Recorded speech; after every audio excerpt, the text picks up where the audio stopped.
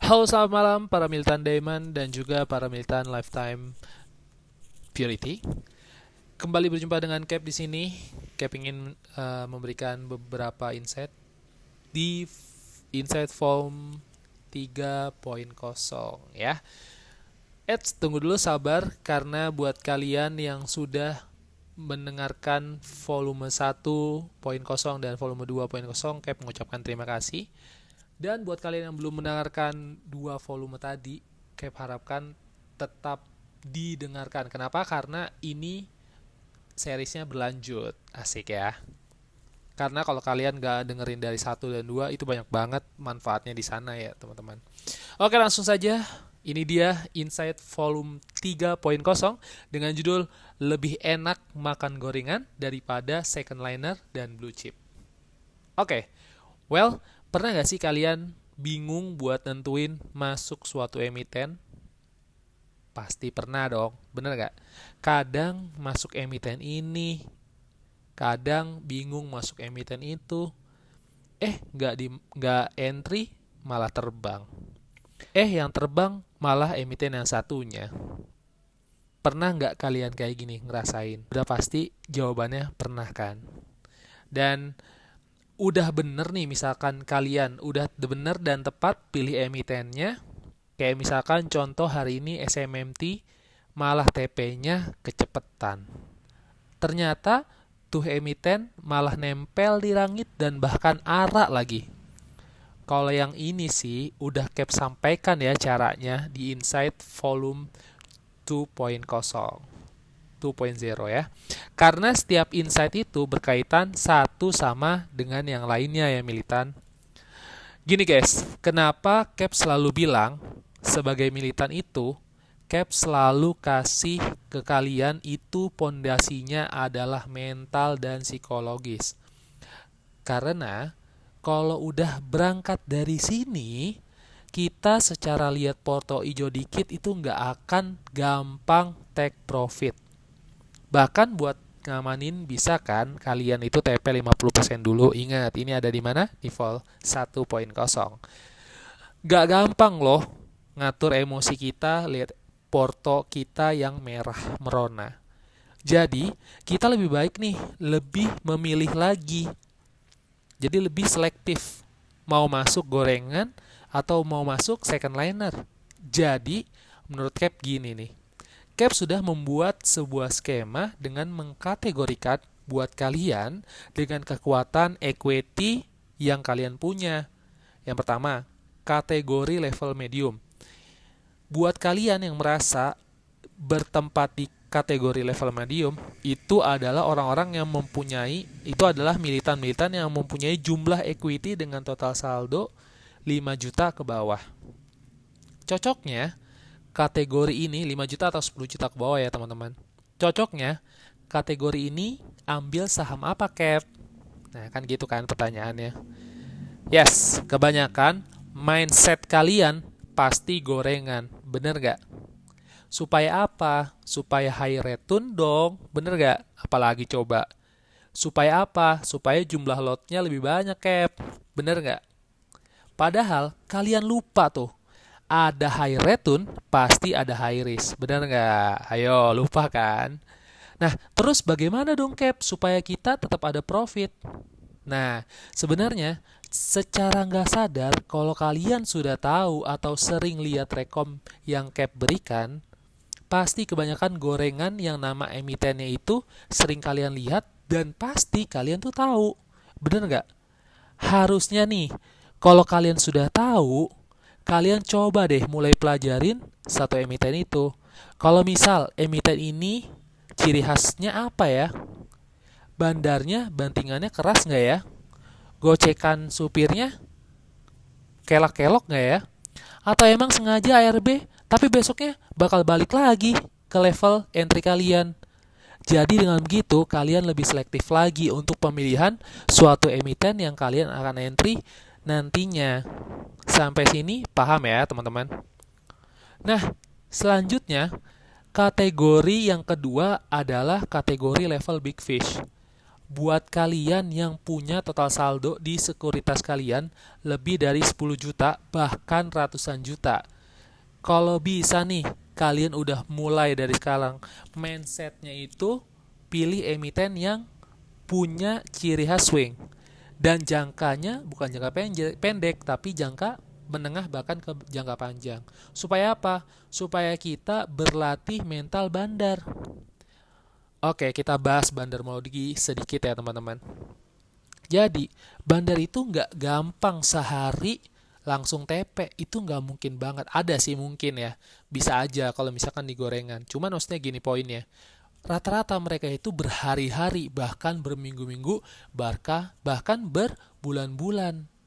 Apalagi bisa kita lihat, kalian pasti tahu, misalkan kalian ngelihat ke mana gitu kan. Dia nggak mungkin langsung TP langsung pada hari yang sama. Pasti keluarnya juga bertahap. Kenapa nggak kita terapin, mumpung kita masih punya saldo segini, kenapa nggak kita terapin caranya seperti itu? Oke ya. Jadi kita juga punya mindset itu nggak gampang TP dan juga harus disiplin cut loss. Carilah minimal rekom dari second liner. Formasi 4-4-3 cap dan formasi futsal itu, cap udah buat bukan cuma TP di 5% dan TP harian saja. Enggak sama sekali. Kenapa? Kenapa sih kalian itu punya equity besar, tapi buat placement atau pembagian aja harus cap kasih tahu sih? Kita punya uang sekian nih, misalkan 100 juta. Kita pembagiannya seperti ini, contoh ya teman-teman. Misalkan 50 juta kita alokasikan buat Adro ya, emiten Adro misal ya. Tadi kan hari ini ada Adro tuh 3.300 freshnya. 30 juta lagi buat BRMS. Oke, contoh. 20 juta lagi dipegang nih buat uang dingin. Kenapa? Kalau ada sewaktu-waktu cap share emiten yang potensial di live trade, boleh gorengan, tapi hanya sebatas 5% aja di porto. Jadi gini, misalkan 20 juta itu kalian simpan sewaktu-waktu cap ngeluarin, boom gitu kan. Wah ini dikeluarin left trade oke nih, kayak Agi kan misalkan contohnya. Atau apa tadi hari ini, Excel. Terus apa lagi? Hari ini tuh cap ngeluarin left trade itu beberapa emiten yang second liner banyak juga. Ada Doit misalkan, ya kan. Yang seperti itu kalian boleh tuh langsung placement di situ. Selebihnya, ambil yang swing menu dan pasti-pasti aja. Jadi semisal koreksi nggak dalam banget, langsung mantul lagi. Bener nggak tuh? Ayo, udah. Sekarang udah kebayang dong kalian. Bener nggak? Udah kebayang kan sekarang? Kalau udah kebayang, coba mulai besok kalian terapin apa yang Cap bilang. Jadi kalian nggak perlu yang namanya FOMO. Artinya apa yang Cap share kalian mau ikutin. Nggak perlu. Jadi gini, kenapa Cap selalu banyak menu yang Cap berikan ke kalian? Karena di member kita itu bermacam-macam orangnya seperti itu. Ada yang suka cepet, ada yang suka fast moving, ada yang suka scalper, ada yang suka swing, ada yang suka misalkan fast trade segala macam. Cuma dari beberapa sifat itu, tetap yang Cap berikan itu kalian harus tetap patuhi. Kapan saatnya kalian TP, kapan kalian harus saatnya cut loss. Kan ada tuh yang tadi di Cap sampaikan di vol 2, ya kan? Bisa kalian naikin, ini penting banget loh Cap ulangin. Bisa kalian naikin CL kalian di atas average entry level kalian. Itu penting banget. Oke ya. Karena kalian semuanya udah paham nih dengan apa yang sudah Cap sampaikan tadi dari awal, selanjutnya sesuai janji Cap bakal kasih satu insight, satu emiten yang potensial. Nempel ke langit lagi nih. Yes, benar banget. Satu emiten itu adalah PT Wir Asia Tbk atau biasa kita sebut atau dikenal WIREK. Kenapa Cap bisa kasih WIREK? Kan udah 9 kali arah Cap. Harusnya udah banyak banget. Emang aman masih Cap? Emang masih bisa ikutin pesta itu Cap? Denger dulu. Kalian inget nggak waktu kita masuk di ESA?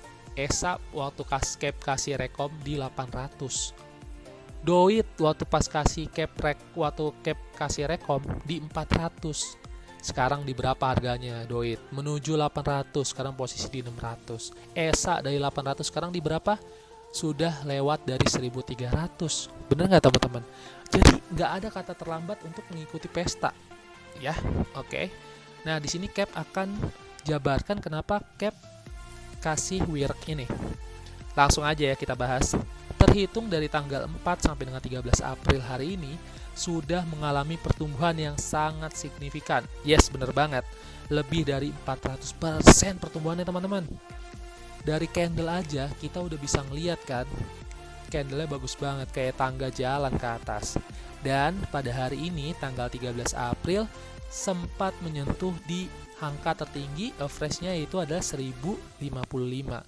Langsung turun lagi sekitar 925. Penutupan kalau nggak salah di 950 average. Kemungkinan itu retail udah kekenyangan tuh pada buang barang. Sekaligus bandar juga pasti beberapa sudah buang. Karena kan kalian bisa cek sendiri. Kalau Cap boleh bacain di dalamnya, PT WIR itu ada banyak banget shareholdersnya. Dan big supplier dong tentunya. Cap bacain aja ya salah satu contohnya. PT Laut Biru Teknologi, Angga Yudilana Putra, PT TPG Lab, Syarifuddin Tanzil, Jimmy Halim. Kalian bisa cek sendiri nama-nama yang Cap sebutkan tadi, sumbernya dari RT Business. Dan tanggal 12 April kemarin malam, Bay juga sudah memberikan surat cinta untuk WIRC, yaitu UMA, Unusual Market Activity. Kalau buat kalian yang belum tahu UMA itu apa, ibarat sepak bola, Bay itu wasitnya lah. Pemain yang Bay kasih tanda UMA itu kartu kuning, oke? Sebelum nantinya disuspend kayak SSMT tuh, 3 minggu red cardnya. Jadi suspend itu red cardnya, ngerti kan sampai sini?